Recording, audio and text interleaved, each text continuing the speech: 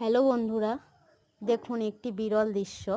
বালিতে পাথর ভাজা হচ্ছে, তাও আবার উনুনে কাঠ জ্বাল দিয়ে।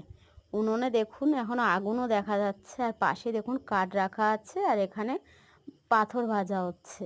আসলে আমার একটা বন্ধুর জন্মদিন ছিল পাশের বাড়িতেই, তো আমাকে নেমন্তন্ন করেছিল। আমি তো সন্ধ্যাবেলা সাজুগুজু করে চলে গেলাম নেমন্তন্ন খেতে। তো বন্ধুর বাড়িতে ঢোকার আগেই আমার চোখে এমন একটি বিরল দৃশ্য পড়লো। তাই ভাবলাম আমি একা কেন দেখব, তোমাদেরকেও দেখাই। আসলে আমরা তো বালিতে ছোলা, বাদাম, মুড়ি এগুলোই ভাজতে দেখেছি, পাথর ভাজতে তো কখনো দেখিনি। তাই দেখে একটু অবাকই হয়ে গেলাম। আর পাশে দেখুন একটা গামলি রাখা আছে, আর তাতে একটা চামচ রাখা আছে। মনে হয় এই পাথরগুলোকে ভেজে ভেজে ওই গামলিতেই রাখবে।